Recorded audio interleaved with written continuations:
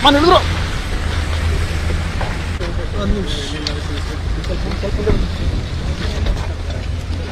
ಸರಿ ಆಯ್ತು. ಅವ್ರದ್ದು ಲಾರಿ ವೆಹಿಕಲ್ ಬರ್ಲಿಕ್ಕಾಗದೆ ಆಮೇಲೆ ಲಾರಿಲಿ ಬಂದಿದ್ದು ಟಿವಿಲಿ ತೋರಿಸ್ತಾ ಇದ್ರು.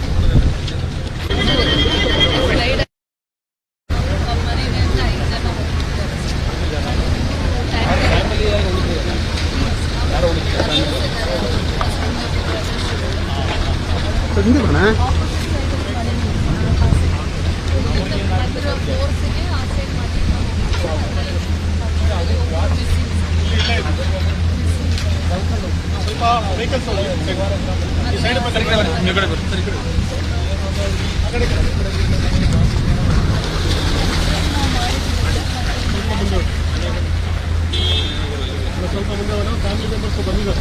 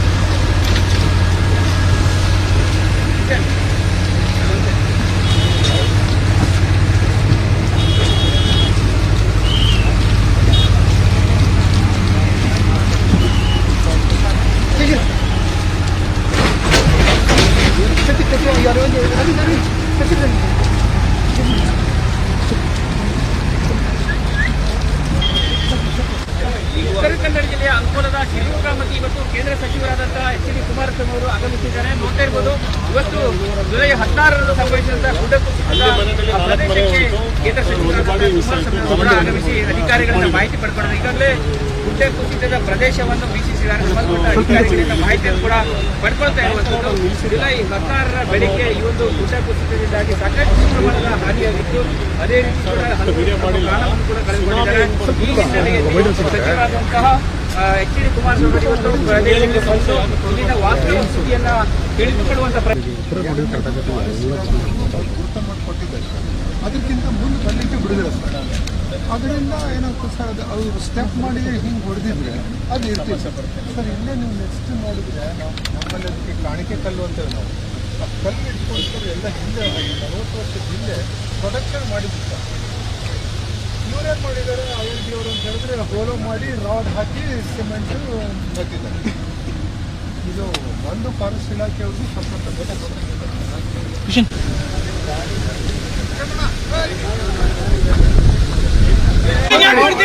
ಮಾಡಿದ್ದಾರೆ.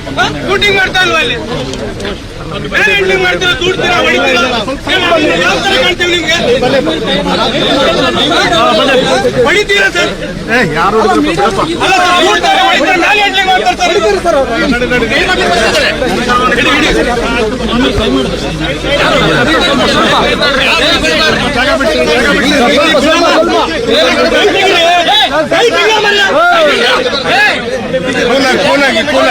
ಸಮಾಧಾನ ಸರ್ ಲೋಗೋ ಸರ್ ಛತ್ರಿ ಒಂದು ಶ್ರೀಕರ ಎದಿರಿ sir sir Sandeep sir logo sir Sandeep sir logo sir logo sir ಒಂದೊಂದು ನಿಮಿಷ ಸಂದೀಪ್ ಸರ್ ಎಲ್ಲಿ ಸರ್ ಎಲ್ಲಿ ಸರ್ ಲೋಗೋ ಲೋಗೋ ಕೊಡಿ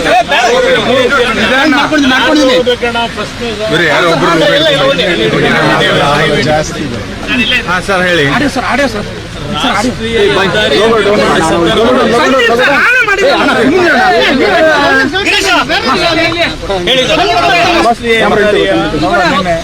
ನಿರ್ಮಾಣ ಮಾಡ್ತಕ್ಕಂಥ ಸಂದರ್ಭದಲ್ಲಿ ಸ್ವಲ್ಪ ಮತ್ತು ರಾಷ್ಟ್ರೀಯ ಹೆದ್ದಾರಿಯ ಅವರ ಒಂದು ಕಾಮಗಾರಿಗಳಿಗೆ ಕೆಲವು ರಿಸ್ಟ್ರಿಕ್ಷನ್ಗಳು ಅರಣ್ಯ ಇಲಾಖೆಯಿಂದ ಮಾಡ್ತಕ್ಕಂಥ ಹಿನ್ನೆಲೆ ಒಂದು ಭಾಗ ಮತ್ತು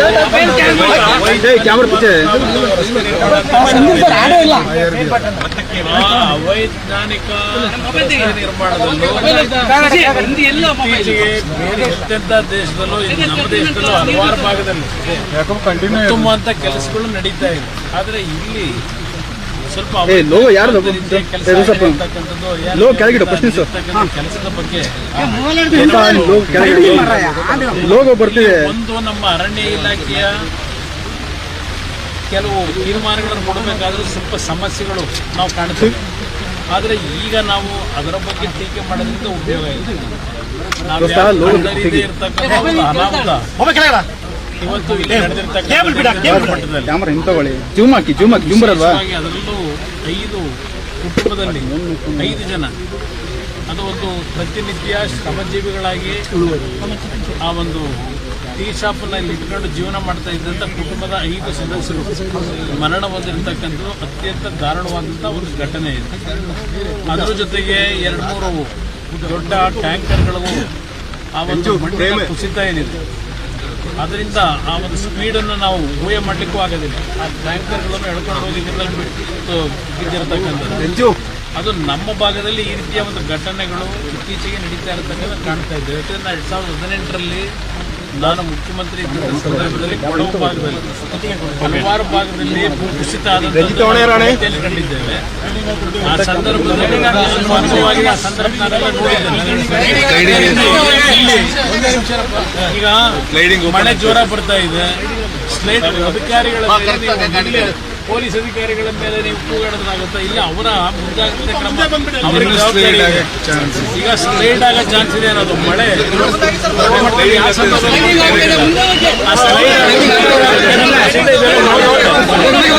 ಯಾರು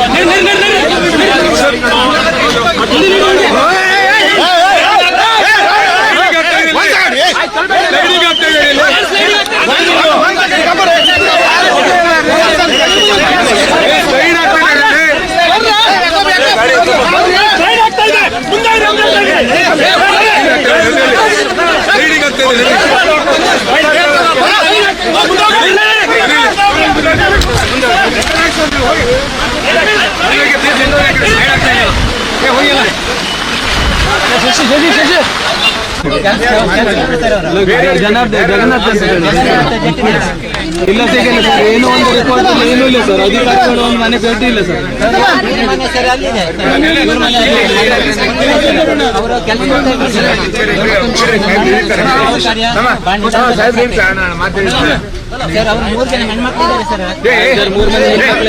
ಸಾಹೇಬ್ರು ಇಳಿತಾರೆ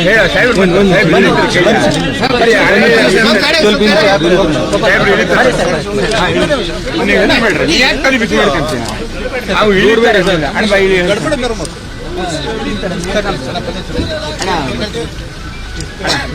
ಇವ್ರಿ ಅಣ್ಣ ಮಕ್ಕಳು ನೀವು ಆಮೇಲೆ ತೋರ್ಸ್ಬಿಟ್ಟು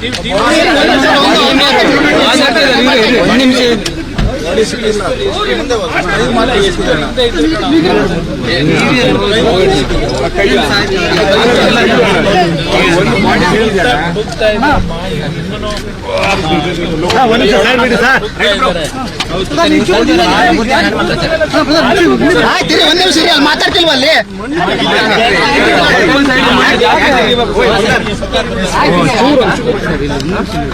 ಹೋಟೆಲ್ ಸೈಡಿಗೆ ಜಾಸ್ತಿ ಮಣ್ಣು ಸರಿ ತೆಗಿಬೇಕು ಸರ್. ರೋಡ್ ಸೈಡಿಗೆ ಜಾಸ್ತಿ ತೆಗಿ ರೋಡ್ ಕ್ಲಿಯರ್ ಮಾಡಿ ಅಷ್ಟೇ ಕ್ಲಿಯರ್ ಮಾಡ್ತಿದ್ದಾರೆ ಸರ್ ಇಲ್ಲಿ ಅಲ್ಲಿ ಅಂಗಡಿ ಮೊದಲಿಗೆ ತೆರವು ಮಾಡಿದೆ ಸರ್. ಸರ್ ಅಂಗಡಿ ಸೈಡ್ ಮೂರು ಜನ ಹೆಣ್ಮಕ್ಳು ಇವ್ರ ತಂದೆ ಆಕ್ಚುಲಿ ಏನು ಅಂದ್ರೆ ಈ ಮಣ್ಣಲ್ಲಿ ಇರ್ಬೋದು ಅಂತ ಅವ್ರು ಹೇಳೋದು ಆಕ್ಚುಲಿ. ಮೂರು ಜನ ಹೆಣ್ಮಕ್ಳು ಪಾಪ ಯಾರು ಇಲ್ಲ ಮನೇಲಿ ತಾಯಿ ಒಬ್ರು ಬರ್ಲಿಕ್ಕೆ ಆಗಿಲ್ಲ ಇರ್ಲಮ್ಮ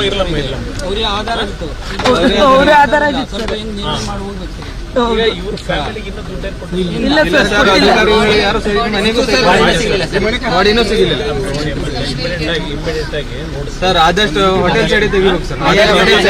ಓದ್ತಿದ್ದೀರಮ್ಮ ಯಾರಾದ್ರು ಓದ್ತಿದ್ದೀರ ಸರ್ ಇವಳು ಡಿಪ್ಲೊಮಾ ಆಗಿದೆ ಸರ್. ಡಿಪ್ಲೊಮಾ ಆಗಿದೆ. ಮಾಡಿದೀನಿ ಇವಳು PUC ಆಗಿದೆ, ಇವಳು ಬಿಕಾಮ್ ಮಾಡಿದ್ದಾಳೆ ಸರ್. ಬಿಕಾಮ್ ಆಗಿದೆ. ಇದು ನನಗೆ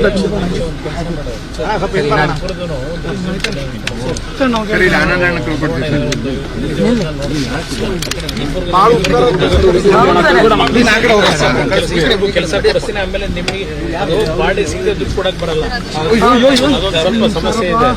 ಹುಡುಕ ಇಬ್ಬರಿಗೆ ಏನಾದ್ರು ಉಳಿಸಿ ಬಾಡಿ ಕೊಡಿ ಅಂತ ಮಣ್ಣಲ್ಲೇ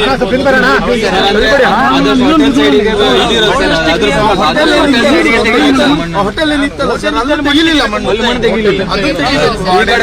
ಹೊಳೆ ಸೈಡ್ ಇರೋದೆಲ್ಲ ಅದಕ್ಕೆ ಇಬ್ಬರು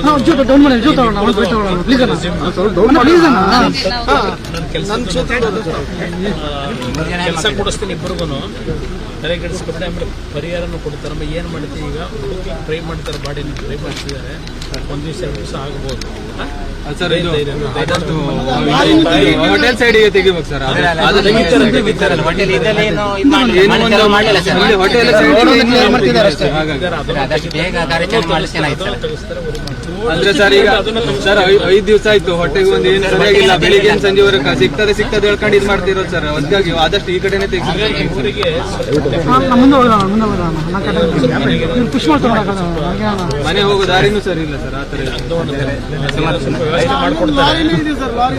DC ಅವರು ಮಾಡ್ಕೊಡ್ತಾರಮ್ಮ. ಇಬ್ಬರಿಗೂ ಕೆಲಸ ಕೊಡಿಸ್ತೀನಿ. ಆಮೇಲೆ ಪರಿಹಾರ ಬಾಡಿ ಹುಡುಕಿಸ್ತಿದಾರಲ್ಲ ಅವ್ರು ಈವನ್ ನೀರಲ್ಲೂ ಟ್ರೈ ಮಾಡ್ತಿದ್ದಾರೆ. 4 ಬೋಟ್ಗಳು ಇನ್ನೂ ಓಡಾಡ್ತಾನೆ ಇದು ನೋಡಿಸ್ತಿದ್ದಾರೆ. ಕೆಲಸ ಅಂತೂ ಮಾಡ್ತಿದ್ದಾರೆ. ಸ್ವಲ್ಪ ಡಿಲೇ ಆಗಿದೆ. ಧೈರ್ಯ ತಗೋಬೇಕು. ನಾನು ನಿಮ್ಗೂ ಕೆಲಸ ಕೊಡಿಸಿ ಗೊತ್ತಾಗಿದೆ. ಯಾರಿಗೆ ಆಗಲಿ ಅಂತ ಎಲ್ಲ ಮಕ್ಕಳಿಗೂ ಇದೇ ಇರುತ್ತೆ. ಧೈರ್ಯ ಇರ್ತದಮ್ಮ. ನಮ್ಮಿಬ್ಬರಿಗೂ ಜೀವನಕ್ಕೆ ಆಧಾರ ಮಾಡ್ಕೊಡ್ತೀವಿ. ನಮ್ಮ ಸೂರತ್ ನಾಯಕರು ಇದ್ದಾರೆ, ಹೇಳಿರ್ತೀನಿ. ನಿಮ್ಮಿಬ್ಬರು ರೆಸ್ಯೂಮ್ ಕೊಡಿ, ಕೆಲಸ ಕೊಡಿಸ್ತೀವಿ. ಸ್ವಲ್ಪ ಬಾಡಿನೂ ವ್ಯವಸ್ಥೆ ಸರ್. ಒಂದು ನಿಮಿಷ ಚಿಚ್ಚಾಕ್ ಸರ್.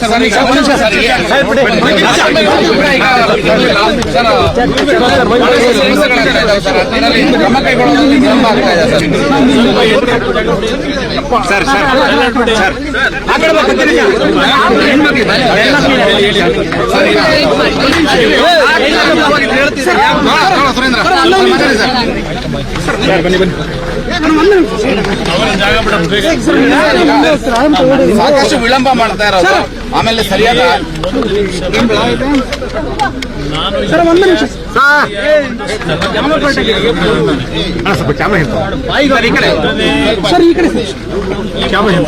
ಮುಂದೆ ಹೋಗೋಣ ಬಂದಿರಪ್ಪ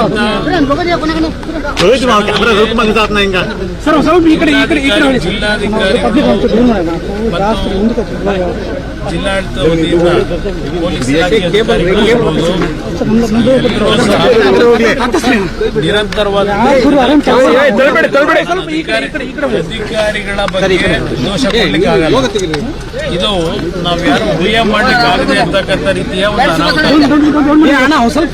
ಇತ್ತೀಚಿನ ದಿನಗಳಲ್ಲಿ ನಾವು ಮೂಲಭೂತ ಸೌಕರ್ಯಗಳನ್ನ ಕಲ್ಪಿಸಬೇಕು ಅಂತ ಹೇಳಿ ಹಲವಾರು ರೀತಿಯ ಪ್ರಗತಿಯ ಹಿನ್ನೆಲೆಯಲ್ಲಿ ಮಾಡ್ತಕ್ಕಂಥದ್ದೇನಿದೆ, ಆ ಒಂದು ಮೂಲಭೂತ ಸೌಕರ್ಯಗಳನ್ನು ಕೊಡಬೇಕಾದ್ರೆ ಕೆಲವು ಕಾರ್ಯಗಳು ನಡೀತಾ ಇರ್ತಕ್ಕಂಥದ್ರಿಂದ ಇಂಥ ಒಂದು ಘಟನೆಗಳು ಮರುಕಳಿಸ್ತಾ ಇದ್ದಾವೆ. ನಾನು 2018 ಮುಖ್ಯಮಂತ್ರಿ ಇದ್ದಾಗ ಕೊಡಗು ಭಾಗದಲ್ಲೂ ಹಲವಾರು ರೀತಿಯ ಲ್ಯಾಂಡ್ ಸ್ಲೈಡ್ ಆಗಿ ಜೀವಹಾನಿ ಆದಂಥದ್ದು ಇವತ್ತು ನನ್ನ ನೆನಪಿನಲ್ಲಿ ಇದೆ. ಅತ್ಯಂತ ದುಃಖಕರವಾದಂಥ ಸಂಗತಿ, ಪ್ರತಿನಿತ್ಯ ಒಂದು ಶ್ರಮಜೀವಿಗಳಾಗಿ ಕೆಲಸ ಮಾಡ್ತಾ ಇದ್ದಂಥ ಕುಟುಂಬದ ನಿರ್ವಹಣೆಗೆ 5 ಕುಟುಂಬದ ಸದಸ್ಯರು ಮರಣ ಹೊಂದಿರತಕ್ಕಂಥದ್ದು ದಾರುಣವಾದಂಥ ಒಂದು ಘಟನೆ. ಅದ್ರ ಜೊತೆಗೆ ಇವತ್ತು 2-3 ದೊಡ್ಡ ದೊಡ್ಡ ವಾಹನಗಳ ಮತ್ತು ಮಣ್ಣಿನ ಕುಸಿತದಲ್ಲಿ ಆಗಿರ್ತಕ್ಕಂಥ ಅನಾಹುತಗಳು ಇದೆಲ್ಲವನ್ನ ಕಳೆದ ಒಂದು ವಾರದಿಂದ ಏನು ಒಂದು ನಿರಂತರವಾಗಿ ಇವತ್ತು NDRF ನ ಸಿಬ್ಬಂದಿಗಳಿರ್ಬೋದು, ಜಿಲ್ಲಾಡಳಿತದ ಸಿಬ್ಬಂದಿಗಳಿರ್ಬೋದು ಪ್ರಾಮಾಣಿಕವಾಗಿ ಕೆಲಸ ಮಾಡ್ತಾ ಇದ್ದಾರೆ. ಇದು ಆಗಬಾರ್ದಂತ ಒಂದು ಘಟನೆ. ಇಲ್ಲಿ ಒಂದು ಪ್ರಶ್ನೆ, ಕೆಲವು ಇವತ್ತು ಟೀಕೆ ಮಾಡ್ತಕ್ಕಂಥದ್ದು, ಈ ಒಂದು ಕಾಮಗಾರಿಯ ಒಂದು ಅನ್ಸೈಂಟಿಫಿಕ್ ಆಗಿ ಮಾಡಿರ್ತಕ್ಕಂಥ ಹಿನ್ನೆಲೆ ಇಂಥ ಒಂದು ಘಟನೆ ನಡೆದಿದೆ. ಅದಕ್ಕೂ ಕೆಲವು ಸಮಸ್ಯೆಗಳು ಏನಿದೆ, ಈಗ ಅದರ ಬಗ್ಗೆ ನಾನು ಚರ್ಚೆ ಮಾಡ್ಲಿಕ್ಕೆ ಹೋಗೋದಿಲ್ಲ. ಅದು ಮುಂದಿನ ದಿನಗಳಲ್ಲಿ ಸರ್ಕಾರದವರು ಯಾವ ಸಚಿವರು ಇಲ್ಲಿ ಬಂದು ಭೇಟಿ ನೀಡ್ತಿಲ್ಲ, ಮುಖ್ಯಮಂತ್ರಿಗಳು ಕೂಡ ಬಂದಿಲ್ಲ, ಸಚಿವರು ಬಂದಿದ್ದಾರೆ. ಆ ವಿಷಯದಲ್ಲಿ ಚರ್ಚೆ ಮಾಡಕ್ ಹೋಗಲ್ಲ. ಏನೋ ಮುಖ್ಯಮಂತ್ರಿಗಳು ನಾಳೆ ಬರ್ತಾರೆ ಅಂತಕ್ಕಂಥದ್ದೇನೋ ಏನು ಹೇಳ್ತಾ ಇದ್ರಿ ಅಲ್ಲಿ, ನೀವು ಬರ್ತೀರಿ? ನಾನು ಅದ್ರ ಬಗ್ಗೆನೂ ಟೀಕೆ ಮಾಡಿ ನಮ್ಮ ಜವಾಬ್ದಾರಿ ಇದೆ. ನಾನು ಸರ್ಕಾರ ಕುರಿತು ಇವತ್ತು ರಾಜ್ಯದಲ್ಲಿ ಉತ್ತಮವಾದ ರೀತಿಯಲ್ಲಿ ನಾವು ನಿರೀಕ್ಷೆ ಮಾಡದೇ ಇರತಕ್ಕಂಥದಕ್ಕೂ ಹೆಚ್ಚಿನ ಮಳೆ ಆಗೋಗಿದೆ. ಜಲಾಶಯಗಳು ತುಂಬಿ ಸರ್ಕಾರಕ್ಕೂ ಎಲ್ಲ ಒಂದು ಕಡೆ ಈಗ ಅವ್ರಿಗೂ ಅನುಕೂಲಗಳಾಗಿದೆ. ಸರ್ಕಾರ ಇವತ್ತು ನಗಪಾಟ್ಲಿಗೆ ಈಡಾಗ್ತಕ್ಕಂಥ ಒಂದು ಸನ್ನಿವೇಶಗಳನ್ನು ತಪ್ಪಿಸ್ಕೊಂಡಿದ್ದಾರೆ. ಆದರೆ ಈ ಒಂದು ಮಳೆಯ ಒಂದು ದೊಡ್ಡ ಮಟ್ಟದ ಏನು ಒಂದು ಹಿನ್ನೆಲೆ, ಇವತ್ತು ರಾಜ್ಯದ ಹಲವಾರು ಪ್ರದೇಶಗಳಲ್ಲಿ ಮನೆಗಳು ಕುಸಿತ ಆಗಿದೆ, ದನಕರುಗಳ ಸಾವಿದೆ, ಜೀವಹಾನಿಯಾಗಿದೆ. ಅದಷ್ಟೇ ಅಲ್ಲ, ಸರ್ಕಾರದ ರಸ್ತೆಗಳು, ವಿದ್ಯುತ್ ಶಕ್ತಿ ಇಲಾಖೆಯಲ್ಲಿರ್ತಕ್ಕಂಥ ಹಲವಾರು ರೀತಿಯ ಒಂದು ಅನಾಹುತಗಳಾಗಿರ್ತಕ್ಕಂಥದ್ದು ಇದೆಲ್ಲಾನು ಕಾಣ್ತಾ ಇದ್ದೇವೆ. ಇಲ್ಲಿ ನನ್ನ ಪ್ರಶ್ನೆ, ರೈತರು ಬೆಳೆದಂಥ ಬೆಳೆಗೂ ದೊಡ್ಡ ಮಟ್ಟದಲ್ಲಿ ಅನಾಹುತಗಳಾಗಿದೆ. ಇವತ್ತು ತೋಟಗಾರಿಕೆ ಬೆಳೆ ಇರಬಹುದು, ಇವತ್ತು ಹಲವಾರು ರೀತಿಯಲ್ಲಿ ಕೃಷಿಯ ಒಂದು ಸಂಬಂಧದಲ್ಲೂ ಬದುಕ್ತಕ್ಕಂಥ ಜನರ ಬದುಕಿನ ಮೇಲೂ ಪೆಟ್ಟು ಬಿದ್ದಿದೆ. ಇವತ್ತು ಸರ್ಕಾರ ತಕ್ಷಣ ಕ್ರಮ ತೆಗೆದುಕೊಂಡು ಇರ್ಬೋದು, ಚಿಕ್ಕಮಗಳೂರು ಭಾಗ ಇರ್ಬೋದು, ಹಾಸನ ಜಿಲ್ಲೆ ಇರ್ಬೋದು, ದಕ್ಷಿಣ ಕನ್ನಡದಲ್ಲಿ ಮಂಗಳೂರಿನಲ್ಲೂ ಸಹ ಇವತ್ತು ಹಲವಾರು ಮನೆಗಳಿಗೆ ನೀರು ನುಗ್ಗಿ ಮನೆಯಲ್ಲಿ ಇರ್ಲಿಕ್ಕೆ ಆಗದೇ ಇರತಕ್ಕಂಥ ಪರಿಸ್ಥಿತಿಗಳಿದೆ ಅಂತಕ್ಕಂಥದ್ದು ಸಹ ನೀವು ವರದಿ ನೀಡ್ತಾ ಇದ್ದೀರಿ. ಮಾಧ್ಯಮಗಳಲ್ಲಿ ಬರ್ತಾ ಇರತಕ್ಕಂಥ ವರದಿಗಳ ಆಧಾರದ ಮೇಲಾದರೂ ಬರೀ ವಿಡಿಯೋ ಕಾನ್ಫರೆನ್ಸ್ ಮಾಡಿದ್ರೆ ಆಗಲ್ಲ. ನಾನು ಸರ್ಕಾರಕ್ಕೆ ಹೇಳ್ತಾ ಸ್ಥಳ ಪರಿಶೀಲನೆ ಏನು ಸಮಸ್ಯೆಗಳಿರ್ತದೆ, ಆ ಸಮಸ್ಯೆ ಪರಿಹಾರಗಳನ್ನು ಯಾವ ರೀತಿ ಕೊಡಬೇಕು ಅಂತಕ್ಕಂಥ ಸಲಹೆಗಳನ್ನು ಜಿಲ್ಲಾಡಳಿತಕ್ಕೆ ನೀಡಬೇಕಾಗ್ತದೆ. ವಿಡಿಯೋ ಕಾನ್ಫರೆನ್ಸ್ ಮುಖಾಂತರ ಹೇಳಿದ ತಕ್ಷಣ PD ಹಾಕೊಂಡು ದುಡ್ಡಿದ್ದೀನಿ ಅಂದ ತಕ್ಷಣ ಇವತ್ತು ಜನರಿಗೆ ಒಂದು ಆತ್ಮಸ್ಥೈರ್ಯ ತುಂಬಲಿಕ್ಕಾಗಲ್ಲ. ಇವತ್ತು ನಾವು ಭೇಟಿ ಕೊಟ್ಟ ತಕ್ಷಣ ನಾವೆಲ್ಲ ಕೆಲಸ ನಮ್ಮಿಂದಲೇ ಆಗುತ್ತೆ ಅಂತ ಹೇಳೋಕ್ಕಾಗಲ್ಲ. ನಾವು ನಮ್ಮ ಒಂದು ಜವಾಬ್ದಾರಿ, ಜನರಿಗೆ ನಾವು ಒಂದು ಆತ್ಮಸ್ಥೈರ್ಯ ತುಂಬಬೇಕು. ಇಲ್ಲಪ್ಪ ಸರ್ಕಾರದ ಜನಪ್ರತಿನಿಧಿಗಳು ಬಂದರು, ನಮ್ಮ ಕಷ್ಟವನ್ನು ಕೇಳಿದ್ದಾರೆ, ಏನೋ ಒಂದು ಪರಿಹಾರ ದೊರಕುತ್ತೆ ಅಂತಕ್ಕಂಥ ಒಂದು ಅವರಿಗೆ ಇಂಥ ಒಂದು ಆತಂಕದ ಸಂದರ್ಭದಲ್ಲಿ ಪುಡಿಗಾಸು ಕೊಡ್ಲಿಕ್ಕೆ ಆಗೋದಿಲ್ಲ. ನಾನು ಹೇಳ್ತಾ ಇದ್ದೀನಲ್ಲ, ನಾನು ಕೊಡಗಲ್ಲೇ 2018 ಮುಖ್ಯಮಂತ್ರಿ ಇದ್ದಾಗ ಮನೆ ಕಳ್ಕೊಂಡಂಥವರಿಗೆ 10 ಲಕ್ಷ ರೂಪಾಯಿಗಳ ವೆಚ್ಚದ ಮನೆ ಕಟ್ಟಿದ್ದೇವೆ. 1,000 ಕುಟುಂಬಗಳು ಮನೆ ಕಟ್ಕೊಂಡಿದ್ದೇವೆ ನಾನು 2018 ಮುಖ್ಯಮಂತ್ರಿ ಇದ್ದಾಗ. ಅದೇ ರೀತಿಯಲ್ಲಿ ಮನೆಗಳು ಬಿದ್ದಂಥದ್ದು ಎಲ್ಲೇ ಇದ್ರೆ ರಾಜ್ಯದಲ್ಲಿ ಯಾವುದೇ ಭಾಗದಲ್ಲಿ ಮಳೆ ಮನೆ ಬಿದ್ದರೆ ಅದಕ್ಕೆ ದೊಡ್ಡ ಮಟ್ಟದ ಪರಿಹಾರ ಕೊಡಬೇಕಾಗುತ್ತೆ. ಜೊತೆಗೆ ಬೆಳೆ ಹಾನಿ ಆದಂತವ್ರಿಗೂ ಇವತ್ತು ಪರಿಹಾರಗಳನ್ನು ಕಲ್ಪಿಸಬೇಕಾಗ್ತದೆ. ಅದು ನಿಮ್ಮ ಗೈಡ್ ಲೈನ್ ಇಟ್ಟಿರ್ತಕ್ಕಂಥ. ಸರ್, ಈಗ ಡಿ ಕೆ ಶಿವಕುಮಾರ್ ಅವರು ಒಂದು ಆರೋಪ ಮಾಡಿದ್ದಾರೆ, ಬರೀ ಭೇಟಿ ಕೊಟ್ಟರೆ ಆಗಲ್ಲ ಕುಮಾರಸ್ವಾಮಿ ಅವರು, ಅದಕ್ಕೆ ಬಗ್ಗೆ ಕೇಂದ್ರದಿಂದ ಪರಿಹಾರನ ಅವರು ಕೊಡಿಸಬೇಕು ಅನ್ನುವಂಥದ್ದು. ಏನ್ ಪರಿಹಾರ ಕೊಡಿಸಬೇಕು? ಕೇಂದ್ರ ಸರ್ಕಾರ ಕಾಮಗಾರಿ ಆಗಿರೋದ್ರಿಂದ ಸಾಕಷ್ಟು ಕಳಪೆ ಕಾಮಗಾರಿ ಮಾಡಿರೋದ್ರಿಂದಾಗಿ ಈ ಗುಡ್ಡ ಕುಸಿತ ಆಗ್ತಾ ಇದ್ದಾವೆ. ಹಾಗಾಗಿ ಇದಕ್ಕೆ ನೇರವಾಗಿ ಕೇಂದ್ರ ಸರ್ಕಾರನೇ ಹೊಣೆ ಅಂತ ಮಾತನ್ನ ಹೇಳೋದು.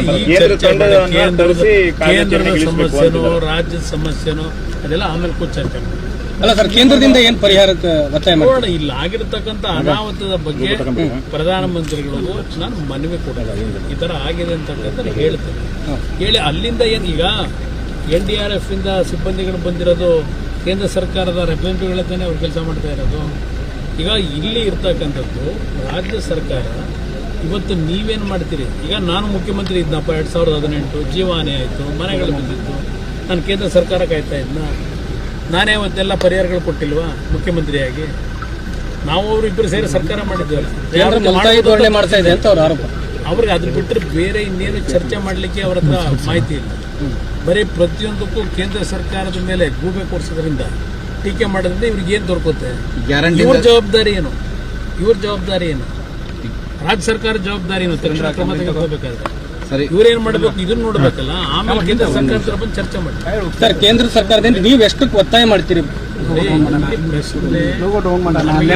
ಸರ್ಕಾರದಿಂದ ಏನ್ ಮಾಹಿತಿಗಳು ಬರುತ್ತೆ ನೋಡೋಣ, ಮೇಲೆ ಚರ್ಚೆ ಮಾಡಬೇಕು. ಅದರಷ್ಟು ಪರಿಹಾರ ಕೇಂದ್ರದಿಂದ ಕೊಡ್ತೀರಾ ಸರ್? ರಾಜ್ಯ ಸರ್ಕಾರದಿಂದ ಕೊಟ್ಟಷ್ಟು ಪರಿಹಾರ ಒಂದು ಗೈಡ್ ಲೈನ್ಸ್ ಇದೆ. NDRF ನಾಡಿನಲ್ಲಿ ಇವತ್ತು ಒಂದು ಗೈಡ್ ಲೈನ್ಸ್ ಇವತ್ತು ಮಾಡಿರೋದಲ್ಲ, ಸ್ವಾತಂತ್ರ್ಯ ಬಂದ ನಂತರ ಗೈಡ್ ಲೈನ್ಸ್ ಇಟ್ಟಿದ್ದಾರೆ ಅನಾಹುತಗಳಾದಾಗ.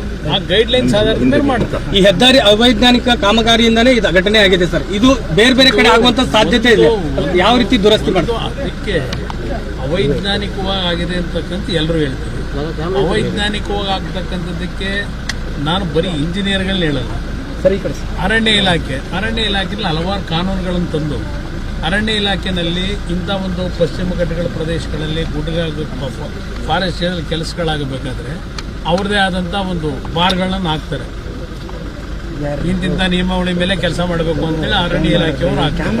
ಅದರಿಂದ ಇಂಥ ಒಂದು ಘಟನೆಗಳಿಗೆ ಆ ರೀತಿಯ ಅವರ ಒಂದು ಏನೋ ಒಂದು ತೀರ್ಮಾನಗಳು ಮಾಡ್ತಾರೆ ಕೆಲಸಗಳು ಮಾಡಬೇಕಾದ್ರೆ ಅವರಿಂದಲೂ ಕೆಲವು ತಪ್ಪುಗಳಾಗಿದೆ ಅರಣ್ಯ ಇಲಾಖೆಯಿಂದ. ಅದೆಲ್ಲ ಸರಿಪಡಿಸಬೇಕು ಅನ್ನೋದನ್ನು ಗಮನಿಸ್ತಾರೆ. ಸರ್